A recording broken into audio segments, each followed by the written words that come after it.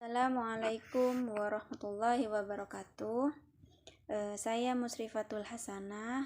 Di sini saya akan menjelaskan kembali hasil PPT dari kelompok 7 tentang manajemen pendidikan agama Islam di PAUD, sekolah dan juga perguruan tinggi. Yang pertama yaitu manajemen pendidikan agama Islam.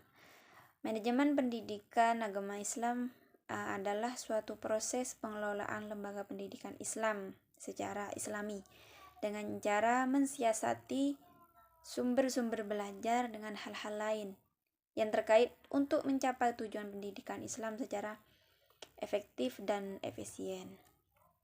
Kemudian jenis-jenis manajemen pendidikan. Nah, di sini ada beberapa jenis-jenis manajemen pendidikan. Yang pertama, manajemen pendidikan Islam di Taman Pendidikan Anak. Kemudian manajemen pendidikan Islam di TK atau RA. Kemudian manajemen pendidikan Islam di sekolah umum atau kejuruan. Dan manajemen pendidikan Islam di sekolah unggulan atau elit. Kemudian manajemen pendidikan Islam di sekolah non-muslim. Kemudian manajemen pendidikan Islam di sekolah luar biasa dan manajemen pendidikan Islam di perguruan tinggi. Adapun pengertian dari manajemen pendidikan yaitu merupakan ilmu yang baru dikenal pada pertengahan abad ke-19. Hal ini sangat populer bahkan dianggap sebagai kunci keberhasilan pengelolaan perusahaan dan lembaga pendidikan, baik lembaga pendidikan umum maupun pendidikan Islam. Bahkan ada orang yang menganggap manajemen pendidikan Islam sebagai suatu ciri dari lembaga pendidikan Islam modern.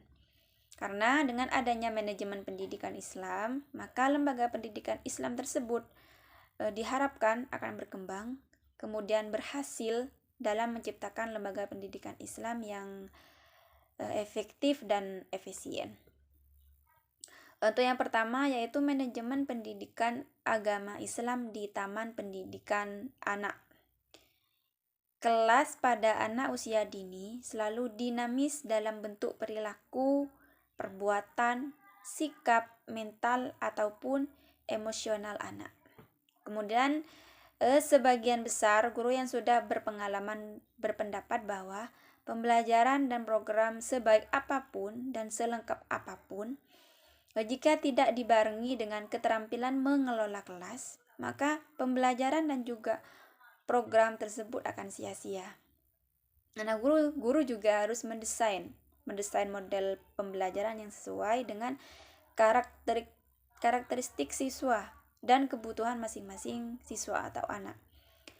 Model pembelajaran yang dipilih harus tepat agar tidak membosankan bagi anak, apalagi ini di tingkat TK ataupun RA. Jadi, agar tidak bosan, maka harus memilih pembelajaran yang tepat atau model pembelajaran yang tepat. Kemudian, pengelolaan kelasnya juga jelas dan teratur sesuai dengan model pembelajaran yang akan diterapkan pada anak-anak. Nah, melalui memilih model pembelajaran berdasarkan tujuan pembelajaran, maka guru kelas sesuai dengan model pembelajaran yang telah dipilihkan, yaitu usia 0 sampai 2 tahun, kemungkinan memiliki kelas yang masih fleksibel keberadaannya dan pengelolanya. Namun pada usia 3 sampai 6 tahun, ini sangatlah memerlukan perhatian dalam pengelolaan kelasnya. Yang kedua, manajemen sekolah Islam di TK atau RA. Periode usia emas ini atau sering sekali disebut sebagai golden age, ini menandakan anak memulai semua hal pertamanya. Masa golden age ini diserupakan bagaikan spons yang mampu menyerap apapun, yaitu dengan dilihat, didengar, dan dirasa. Golden age juga masa di mana anak mulai membangkang atau menunjukkan pendapat dengan caranya sendiri. Pendidikan informal dapat diberlakukan pada lingkungan atau keluarga anak. Pernyataan tersebut belum mendapat hasil yang baik, karena pengalaman kekurangan SDM yang berkualitas, tidak meratanya peningkatan kualitas atau mutu tenaga pendidik, dan juga pengelolaan manajemen sekolah yang menjadi hal tersebut sangat krusial untuk menciptakan tika ataupun PAUD sederajat sebagaimana yang direncanakan. Nah, hal tersebut karena pendidikan anak usia dini ini harus memiliki kualitas yang baik dalam mengembangkan tumbuh kembangnya anak, sehingga harus menjadikan pengelolaan manajemen yang baik agar memberikan dampak yang baik pula kepada anak usia dini. Selanjutnya, manajemen pendidikan Islam di sekolah umum atau kejuruan. Nah, pada sekolah umum, pendidikan agama Islam ini berkedudukan sebagai mata pelajaran, merupakan bagian integral untuk menjamin mutu pendidikan dan juga sosialisasi, serta internalisasi nilai yang ada dalam ajaran Islam. Tujuan akhir kedudukan pendidikan agama Islam yakni terbentuknya anak dengan kepribadian muslim dengan kemampuan sikap baik dan keterampilan.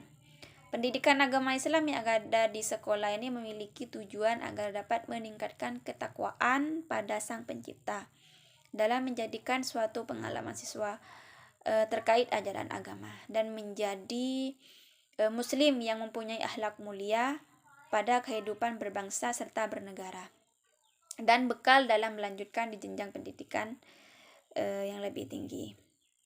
Selanjutnya, manajemen pendidikan Islam di sekolah Islam unggulan. Sekolah Islam unggulan adalah pendidikan yang berusaha membentuk kepribadian muslim secara komprehensif dengan sistem pendidikan yang menyeimbangkan pendidikan akhlakiyah, fikriyah, dan juga jasadiyah, serta memadukan sains dan agama secara berdampingan. Nah, munculnya sekolah elit ini, Islam paling tidak dilatar belakangi menjadi beberapa faktor, diantaranya faktor ideologi, sosial, historis, dan psikologi. Peran sekolah elit Islam ini dalam perspektif pendidikan nasional diharapkan mampu untuk menjembati problematika pendidikan Islam yang selama ini dipandang sebelah mata sebagai pendidikan yang hanya bersifat spiritualistik.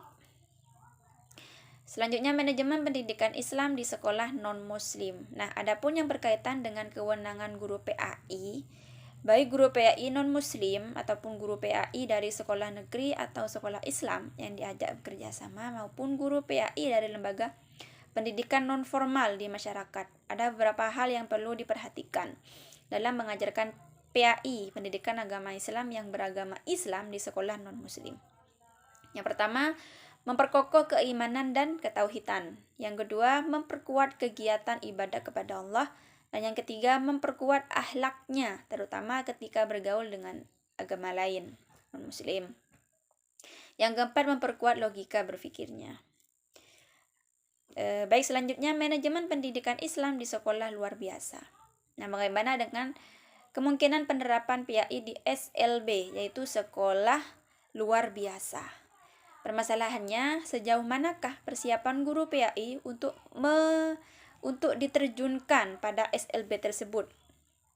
Bahkan sejauh mana persiapan Kementerian Agama menerjunkan guru-guru PAI di SLB tersebut? Nah, menurut Husni Rahim, ada kendala yang menyebabkan kesulitan implementasi PAI pada SLB tersebut. Yang pertama, sulitnya mengangkat guru pendidikan agama Islam sebab prioritasnya masih pada sekolah-sekolah umum. Yang kedua yaitu Departemen Agama. Sekarang Kementerian Agama belum menyiapkan guru yang khusus agama yang siap diterjunkan ke sekolah-sekolah luar biasa, kecuali yang pernah dilakukan melalui PAG LB yang ditutup tahun 1976. Yang ketiga, Departemen Agama belum menyiapkan buku-buku maupun pedoman pendidikan agama Islam khusus yang diperlukan bagi sekolah-sekolah luar biasa ini. Nah, selanjutnya, manajemen pendidikan Islam di perguruan tinggi. Dalam konteks agama Islam, pendidikan agama Islam telah diselenggarakan, mulai dari tingkat kanak-kanak hingga tingkat perguruan tinggi. Nah, jadi berangkat dari tujuan ini, langkah berikutnya adalah menentukan materi dan metode pembelajaran. Materi pembelajaran telah ditentukan dengan penekanan pada ranah kognitif, yaitu pengembangan wawasan keislaman dengan bobot 2-3 SKS. Kemudian, hanya saja kebanyakan PTU hanya mengaplikasikan 2 SKS saja. Setelah penentuan materi, kemudian langkah berikutnya adalah memikirkan, menetapkan, dan menerapkan metode pembelajaran yang relevan. Nah, di sini dosen PAI ditantang mampu menggunakan metode pembelajaran yang terbaik, sehingga menjadi tantangan yang cukup berat dan menguras energi. Apalagi dalam praktiknya PAI hanya dilaksanakan dengan bobot 2 SKS. Sementara materi yang seharusnya disampaikan sangat banyak dan kompleks demi mewujudkan tujuan PAI di PTU tersebut. Jadi kesimpulannya adalah manajemen pendidikan agama Islam menyatakan bahwa manajemen pendidikan Islam suatu proses penataan atau pengelolaan lembaga pendidikan Islam yang melibatkan sumber daya manusia muslim dan menggerakkannya untuk mencapai tujuan pendidikan Islam secara efektif dan juga efisien yang digunakan untuk mengembangkan pendidikan sesuai dengan lembaga-lembaga tertentu.